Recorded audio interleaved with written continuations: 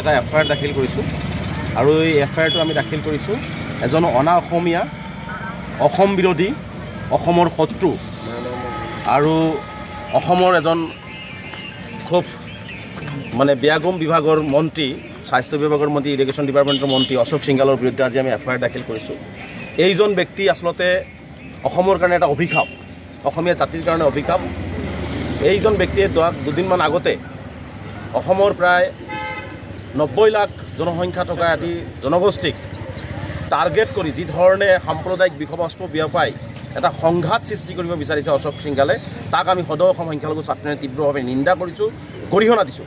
তেওঁ অতি নিম্নমানৰ নিজ মানসিকতাৰ ব্যক্তি, যিজন ব্যক্তিয়ে আচলতে অসমীয়া ভাষাটোকে শুদ্ধভাৱে ক'ব নোৱাৰে। এজন বহিৰাগতই আজি ৰাজনৈতিক ক্ষমতা লাভ কৰি অসমখন ধ্বংস কৰিবৰ কাৰণে ইয়াত আহিছে।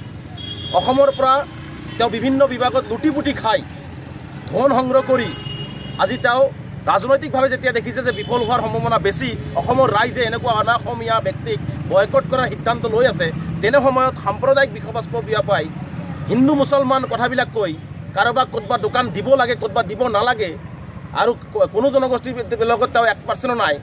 সেই জনগোষ্ঠীয়ে কেতিয়াও কোৱা নাই যে অশোক সিংঘাল তেওঁলোকৰ লগত থাকিব লাগে। এনেকুৱা কথা বাৰ্তা কৈ আচলতে এটা অসমত ভাতৃঘাতী সংঘাত সৃষ্টি কৰিব বিচাৰিছে। আৰু সেই কাৰণে আজি আমি এফআইআৰ দাখিল কৰিছোঁ যে অশোক সিংঘালৰ বিৰুদ্ধে অসম চৰকাৰৰ গৃহ বিভাগৰ দায়িত্বত থকা মুখ্যমন্ত্ৰীয়ে ব্যৱস্থা গ্ৰহণ কৰিব লাগে।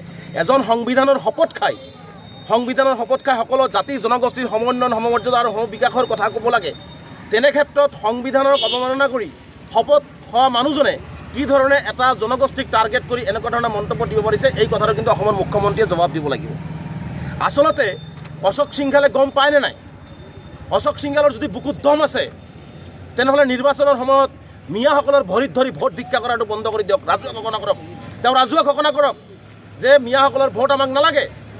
তেনেহ'লে চামুগুৰিত কিয় মিয়াৰ ভৰিত পৰি ভোট লাগে বুলি ভোট ভিক্ষা খুজিবলৈ গৈছিল বিজেপি দলে? ইয়াৰ জবাব অশোক সিংঘালৰ হাতত আছে। গতিকে এই অশোক সিংঘাল ডাঙৰীয়াক স্পষ্টভাৱে সকীয়াই দিছোঁ যে আপুনি প্ৰকৃততে যিহেতু অসমীয়া নহয়, অসম দৰদী নহয়, অসমীয়া দৰদী নহয়, অসমীয়া জাতি দৰদী নহয়, গতিকে অসমখনক ভাঙি থান কৰি আপুনি ইয়াৰ পৰা গুচি যাব, এইটো আমি সহজে মানি নলওঁ।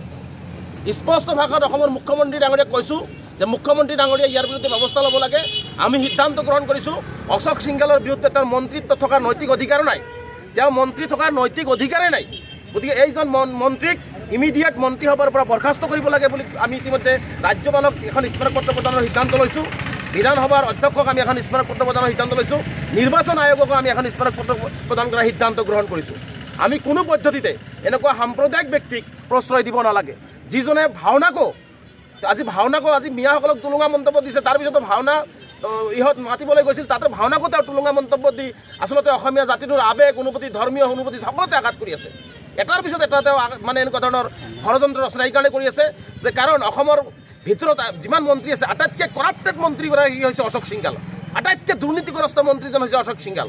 গতিকে তেওঁৰ দুৰ্নীতি থাকিবৰ কাৰণে, তেওঁৰ ৰাজনৈতিক ভৰিৰ তলত মাটি নাই, সেইখিনি সুৰক্ষিত কৰিবৰ কাৰণে এনেকুৱা ধৰণৰ কথা বাৰ্তা কৈ আমাক ভাগ বিভাজন কৰিব বিচাৰিছে। আজি এনেকুৱা লাগিছে, ভয় হৈছে যে আজি তেওঁ স্বাস্থ্য বিভাগৰ মন্ত্ৰী। আজি আমাৰ সন্দেহ হয় যে স্বাস্থ্য বিভাগৰ মন্ত্ৰী হৈ এনেকুৱা মন্তব্য দি আচলতে সেই মিয়া জনগোষ্ঠীটোক স্বাস্থ্যৰ পৰা বঞ্চিত কৰিব বিচাৰিছে নেকি? বিভিন্ন অঞ্চলৰ ডক্টৰবিলাকক তেওঁ ইয়াৰ পৰা উঠাই ল'ব বিচাৰিছে নেকি? গুৱাহাটী GMCত যাতে মিয়াসকলৰ ভাল ট্ৰিটমেণ্ট নহয়, ৰোগীসকলক যাতে ধৰ্মীয় দৃষ্টিকোণেৰে চোৱা হয়, তাৰে এটা ইংগিত তেওঁ আচলতে বহন কৰিছে নেকি?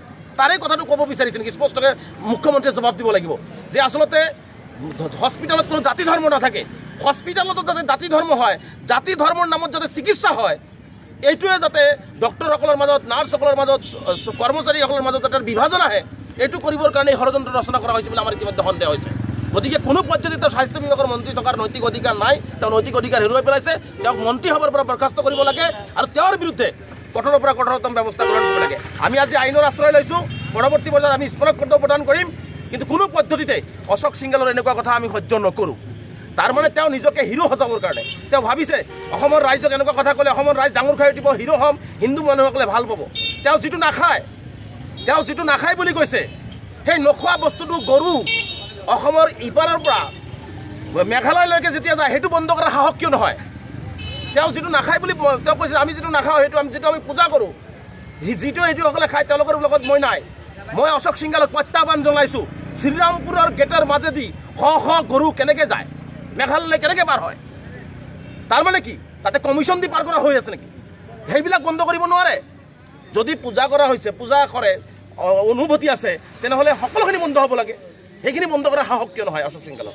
গতিকে আমি স্পষ্টভাৱে দেখিছোঁ যে আচলতে বিজেপি দলে সদায় সাম্প্ৰদায়িক কথা বাৰ্তাবিলাক কৈ সাম্প্ৰদায়িক বিষবস্ত বিয়পাই ৰাজনৈতিক বৈতাৰণি পাৰ কৰিব বিচাৰে। এইটো কিন্তু অসমৰ ৰাজনৈতিক জীৱনৰ কাৰণে, সামাজিক জীৱনৰ কাৰণে, অসমীয়া জাতি গঠন প্ৰক্ৰিয়াৰ কাৰণে কিন্তু এটা শুভ লক্ষণ নহয়।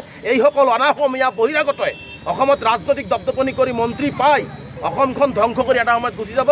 সেইকাৰণে অসমবাসী ৰাইজক মই বিনম্ৰতাৰে আহ্বান জনাইছোঁ, এনেকুৱা ধৰণৰ সাম্প্ৰদায়িক নীতি কৰা, অসমীয়া মানুহৰ মাজত বিভাজন সৃষ্টি কৰা, ধৰ্মৰ নামত বিভাজন সৃষ্টি কৰা এইসকল ব্যক্তিক আমি বয়কট কৰি অসমীয়া জাতিটো, অসমখনক, অসমীয়া সমাজখনক আমি সুৰক্ষিত কৰি ৰাখিব লাগিব। অন্যথাই কিন্তু অসমীয়া সমাজ ধ্বংসৰ পথত তেওঁলোকে গতি কৰাই লৈ যাব। কাৰণ তেওঁ আজি অসমত আছে, কাইলৈ অসমৰ পৰা তেওঁ বিদায় মাগিব, তেওঁ কাইলৈ অসমৰ পৰা গুচি যাব। কাৰণ তেওঁ অসমীয়া ভাষাই ক'ব নাজানে আজিলৈকে। সেইজন মানুহ অসমত তেওঁ নাথাকে, ধন লুটি লৈ অসমখন তেওঁ ত্যাগ কৰিব। গতিকে আমি ইয়াতে যিহেতু জন্ম ল'বিছোঁ, আমি অসমীয়া জাতি একেলগে ইয়াত থাকিব লাগিব। গতিকে আমি অসমখন সুৰক্ষিত ৰখাৰ ক্ষেত্ৰত অসমীয়া জাতি আমি একগোট হৈ এইসকলৰ বিৰুদ্ধে, এই ধৰণৰ মন্তব্যৰ বিৰুদ্ধে আমি মাত মাতি ওলাই আহিব লাগে। আৰু অসমৰ মুখ্যমন্ত্ৰীয়ে গৃহ বিভাগৰ দায়িত্বত আছে, FIR লঞ্চ কৰিছোঁ। গতিকে